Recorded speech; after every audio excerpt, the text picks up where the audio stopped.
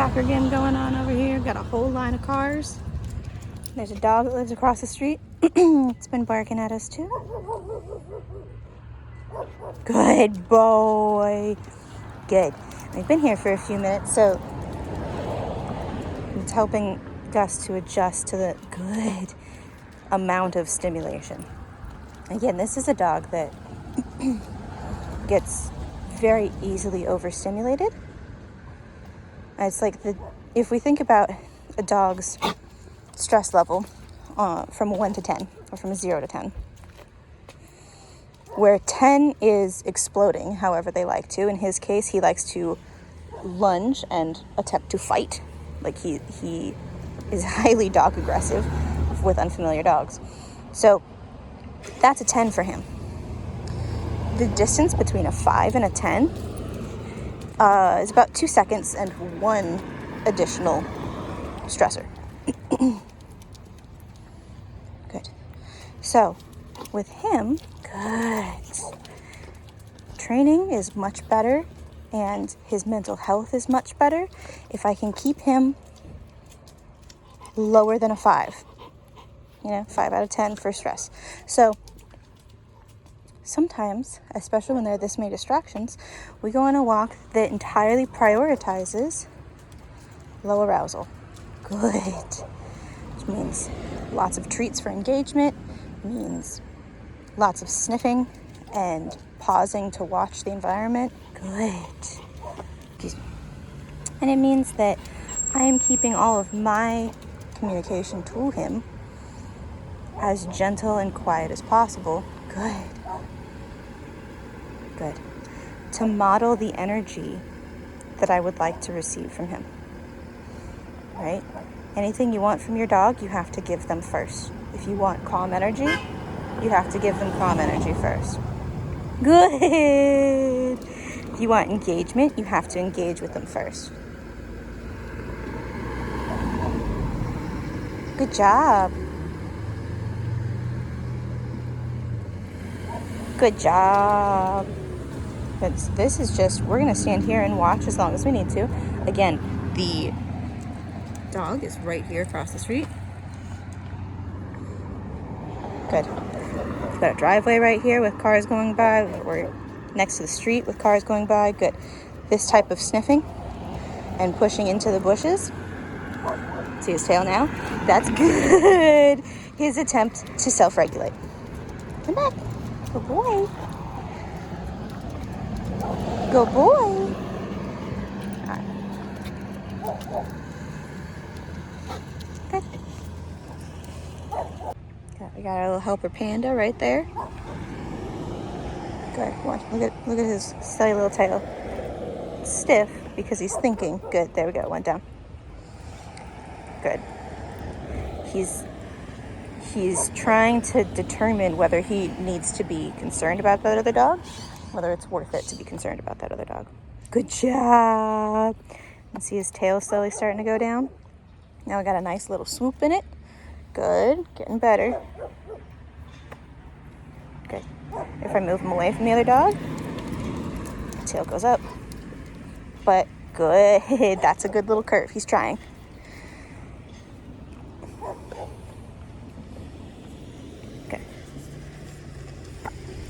We're also using mostly his kibble here, so each time I'm giving him something, it's 1 or 2 pieces of kibble. So we can stretch out a meal for a long time this way. Good. I like that. Good tail. It's a little stiff. Good boy. Good. Good.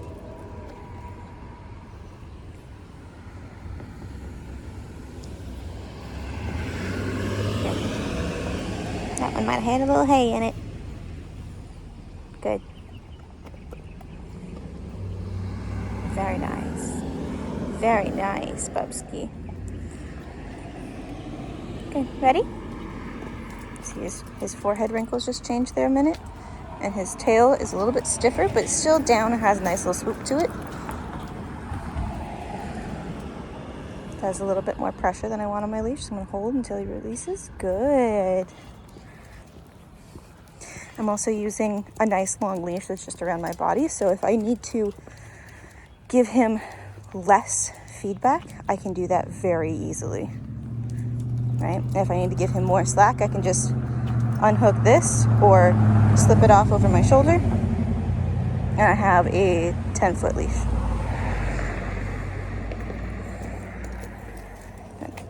That's a little bit more pressure than I want. Good. Wait.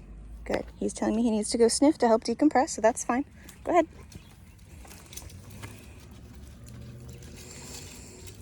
And again, this won't be how we do every walk, but with this many distractions, we are prioritizing low arousal work and keeping him as far below his stress threshold as possible, which means lots of sniffing. And I want him to know that he can ask me for things, because that will help him ask gently. Good. Good. Good job. That's a happy tail. Good boy.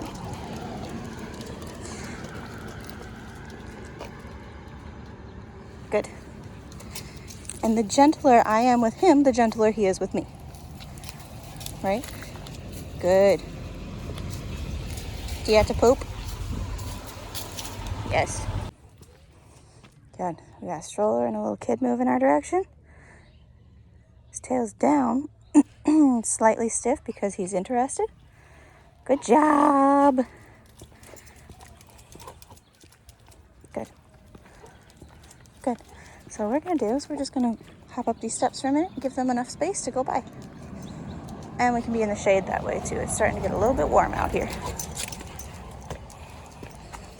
Good. Good boy. Good.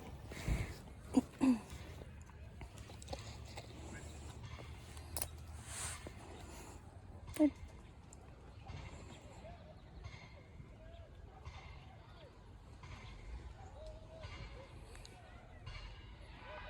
Good boy.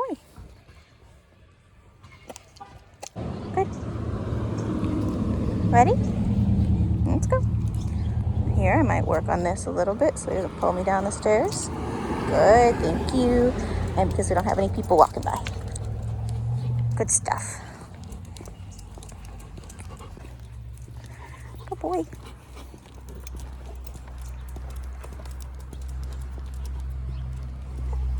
Good. Back into more distractions. You can see his tail again. Come in. Good.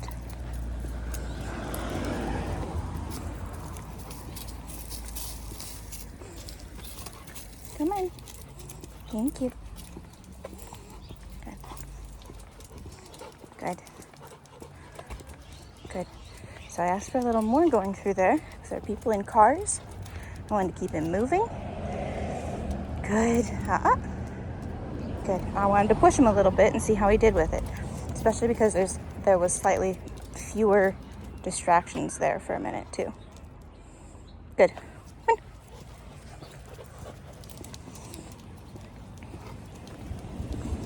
on. Tiny bit of pressure.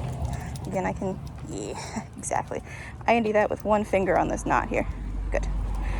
So I don't mind that much pressure because it's just communication. And it allows him to remember that communication on the leash goes both ways. Good.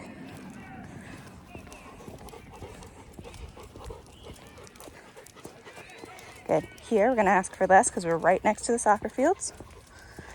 And there's lots of people. What do you think? Good. So not asking for a perfect heel, just don't drag me. Try to keep the leash pressure light. Good job. Thank you. Good. Good. I need to keep him a little closer. I'll loop the leash like this. Good. Gives me a good grip. Good. Add a little pop. Lose my earbud. Sir. Good. Nope. Nope. Good. I know. Hold that just a little longer, Bubskies. Good. Good tail. He's getting kind of tired. We might be done after this. Okay. The best peeing spot where all the dogs go. Huh.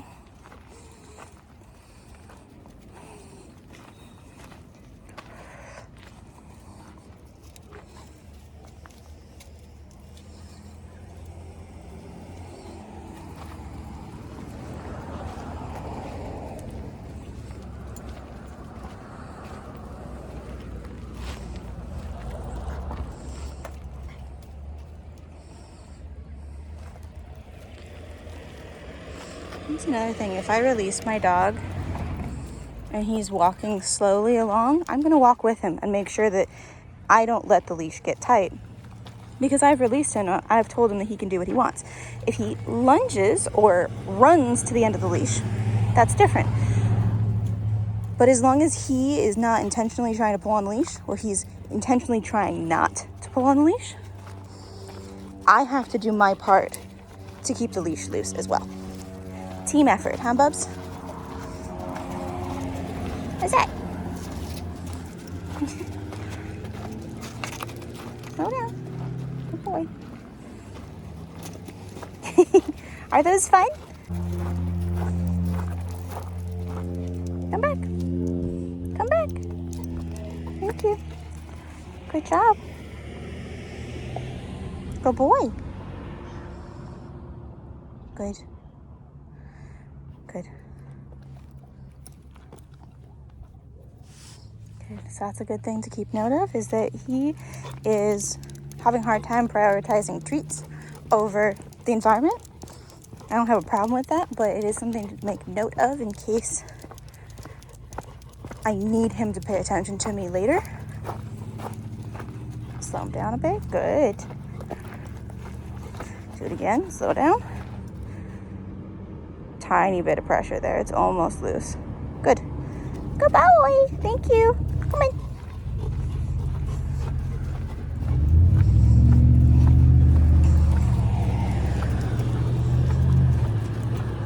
Good. We have dogs that live here that he's a little paranoid about. See his tail? Good job. Goes back down when he realizes there aren't any.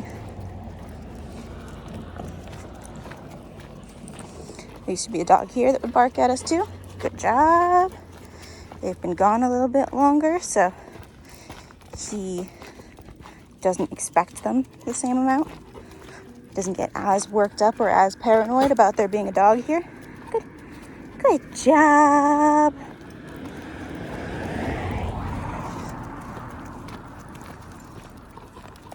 Good. Good job. Good. Ooh, we got some cool Halloween decorations going up here. Good. Good. We'll give him a chance to pee here too. Good.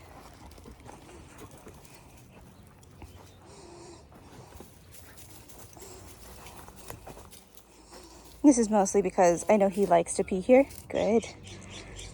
He likes the ground over here. Does it feel nice on your feet?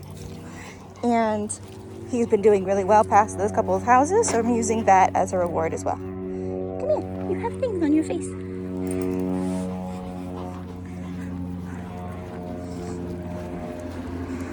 Good. A little bit of pressure. Come back.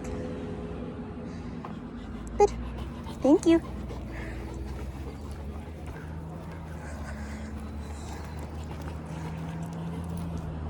Good. Big loud bus going by. People in the yard. Doing great. But you can tell when he notices something that he thinks is interesting. A little stressed? Maybe. Great. So people in the yard, they're putting up a big old Halloween skeleton. Good. Okay. And he immediately tries to pull over here. Even though he didn't show very much stress or anxiety about those people, pulling over to sniff immediately after noticing something is often a sign that your dog wants to decompress a little bit, or this place just smells really good. Either way, he asked nicely enough. I don't mind allowing him to sniff and peek here as well. Good. Ready to go back? Yeah, we're done. Good. There we go. Nose band removed. Nice and loose. And here I don't mind if he's ahead of me. If we approach something where I know there might be a dog or a distraction, I'll reel him back in. But I'm also going to make sure we stay far enough away. Perfect timing. Far enough away from any dogs that we're not going to have as much of an issue. This is going to be difficult because there's big old Akita walking over there. Watch his body language. Still using his nose, but he is staring pretty hard.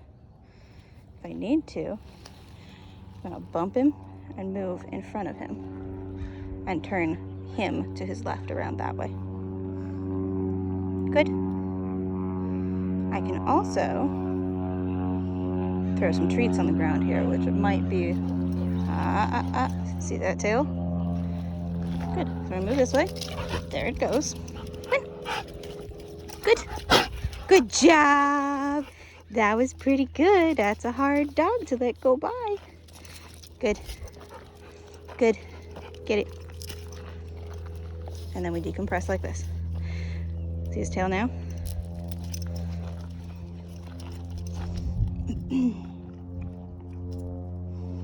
Good.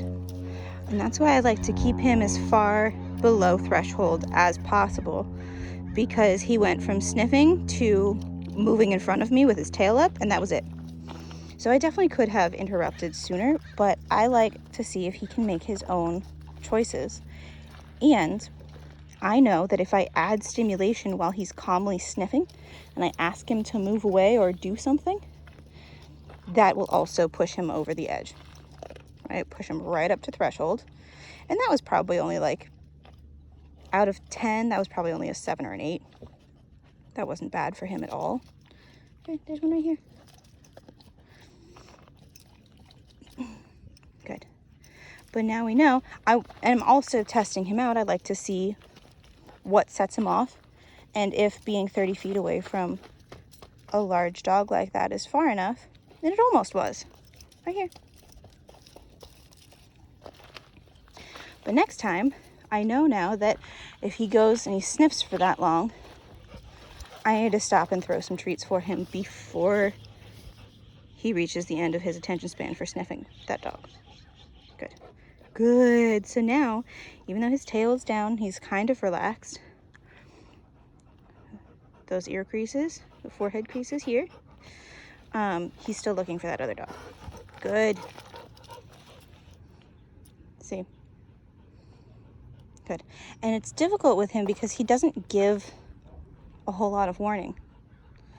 Like, the difference between him investigating something calmly and exploding. Talk about hairpin trigger. This dog. Good. Has very, very small trigger to get him to go from a 3 or a 4 to a 10. Or even an 8 or a 9, he'll have some reactivity. Good. And this is where I'm really grateful that we've been doing this super low arousal work, because that means that I haven't put much pressure on him during the walk.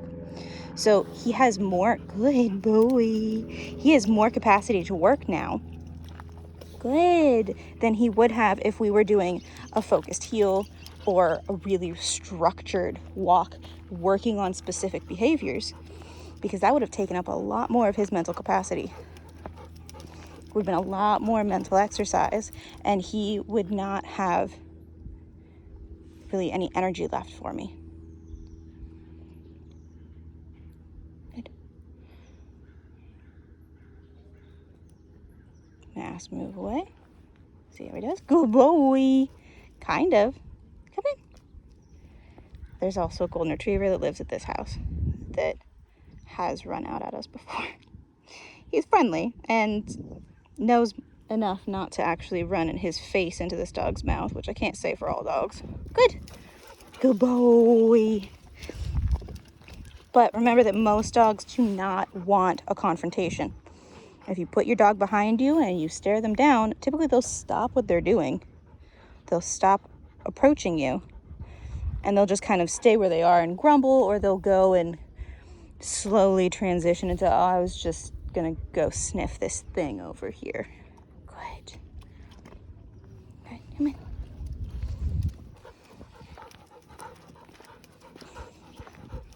Good. Nice and loose. He is pretty far ahead of me, so that's not something I like, given that the dogs that walked past us I believe, went the same direction we're going. Good. So I want to keep him a little bit closer, just so that I can stay in his peripheral vision. He can't get as far ahead of me. He can't, out of sight, out of mind. He can really only think about one thing at a time. So if he's this far ahead of me and something happens, he cannot pay attention to me. If he's that far ahead of me and a dog walks by, like, he just can't. There's nothing to keep him from escalating and trying to lunge or bark and fight. Huh. Good. Good. Good. Good job.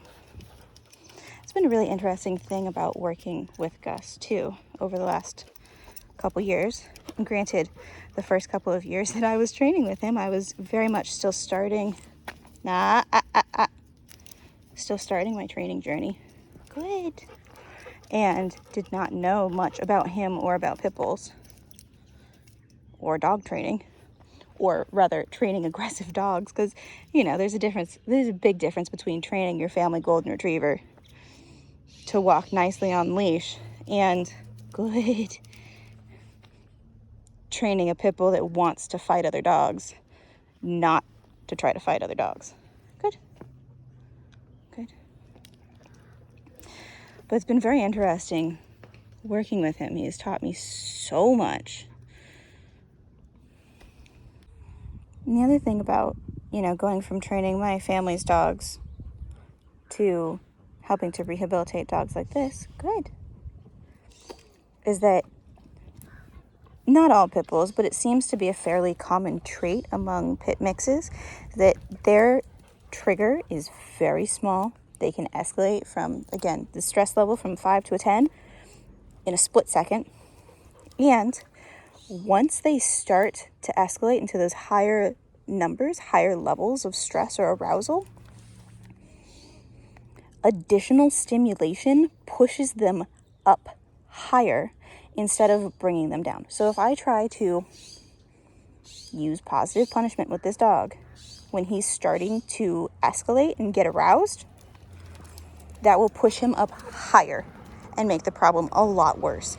Even though he has a really good association with my e-collar. Good. He responds really well to it when he's calm. If he starts to trigger on another dog, any e-collar stimulation, even just the vibrate, he cannot listen to it, or it pushes him over the edge. Good. And that is something to keep in mind when you are e-collar training dogs. A lot of dogs that are working breeds or bully breeds, once they start to get into an aroused state of mind, any additional stimulation builds that arousal.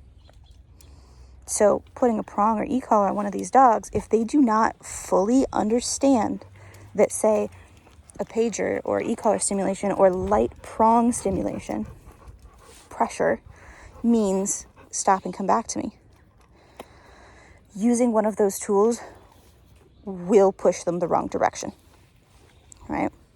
So you have to be really careful with that and make sure that you introduce those tools, good, in the right way. Make sure your dog has positive associations with them, meaning pleasant associations with them. Good. Good. And you can definitely do that. And I've seen that work really well for a lot of pit bulls. But if you go too high too fast, or once in a while you get a dog that it's just any positive punishment when they're in an aroused state won't actually be positive punishment. Like, you just can't get to a high enough level to turn it off, to be more valuable or overpower what they want to do when they're aroused, or what their genetics and experience and programming tells them to do when they're aroused, right? He does not have a lot of mental clarity when he gets into that state of mind. I'm bored, I want to sniff. Go back. Come back. Good. He doesn't have a lot of mental clarity. He doesn't really have any mental clarity when he gets into that state of mind. Dogs like Malinois and working line shepherds are typically bred for a lot more clarity, a lot more mental presence when they're that aroused. These guys, not so much.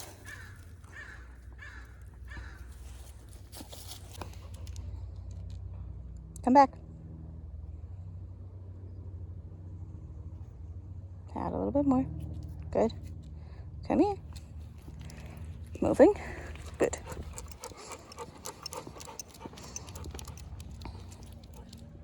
Good. Gus. Good. Thank you. Good. A little distracted, a little recharged. We're about ready to go. People walking around up there? Huh? Yeah. Good. All right, let's go home, bubs. Ready?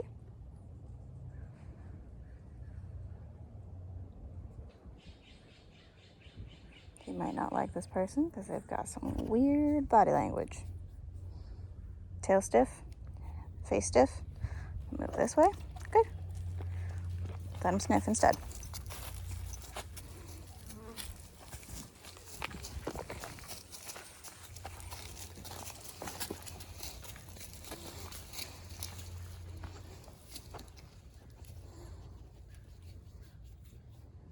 Good. Nah, Come here. Nope. Good. Come back. Tail. Hi. Good. See how his tail went down when I said hi? Now he's pulling over to smell. Still not good. Come back. Thank you. Good. We can move more. Good. We're still for a long time, so now we gotta incorporate more movement. Good. It's like a video game. The energy recharges and you gotta let it go again. Come in. Good boy. Come back. Good job. Come in. Oh, good job. Good job. Good. Good. Good. Good. Good. So, because he had a little bit more energy, and we had to walk past a dog that was out in the yard, shorter leash, more structure, holding him a little bit more accountable. Good. Still good job. I missed that one.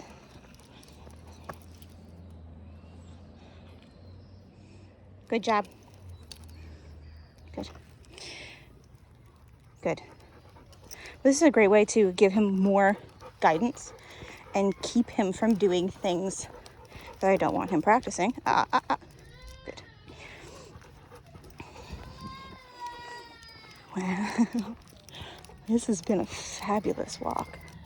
So many distractions. Oh, and a dog barking. And cars moving. Good. Come on. Good. Great. See him trying to speed up here? He's trying to push a little bit. Good. Slow down. I know this does add a little bit more pressure, but it also, good, helps me to co-regulate for him. So I lower my energy by slowing down, and he lowers his. Good. To match, because they're social animals, they do that naturally.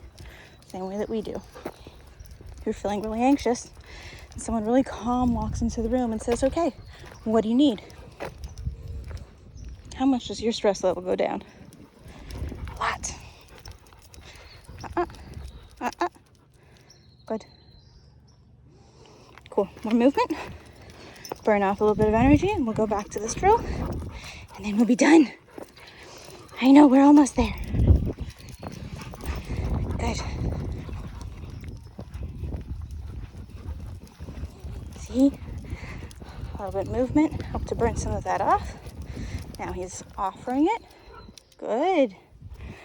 I like to alternate between those two methods too. Between putting more pressure, good, asking for more, cleaning up this, and then letting some freedom, letting him have some freedom, and testing out how he understands that. Good. Come in. Plus, adding a little bit more movement, good, to help make this behavior easier, right? Fast is easy, slow is hard. Good.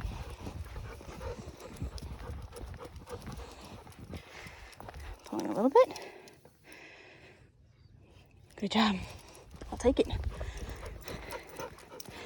This is also hard because there are dogs in the corner here. So we'll see how he does.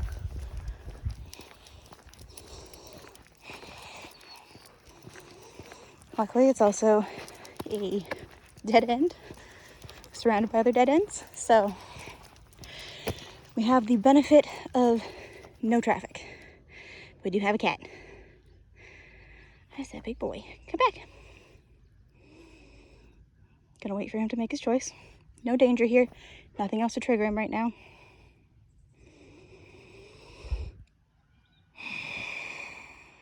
Good. Good job. Good job. Okay, so next time we're gonna add a little bit more movement. I might. Good job.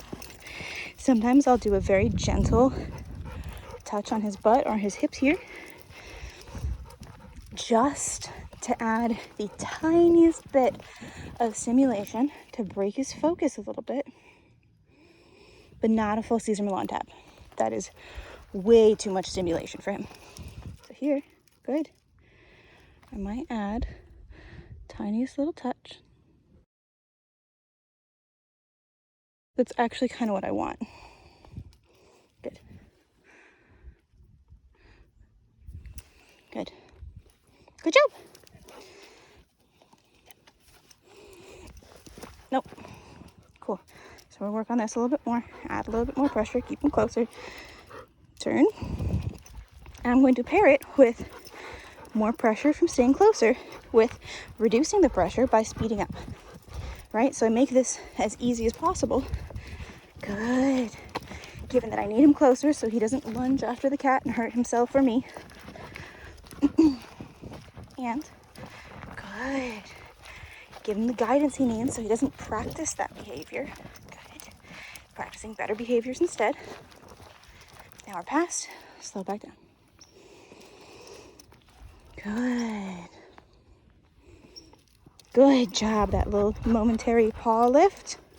Still kind of hunting.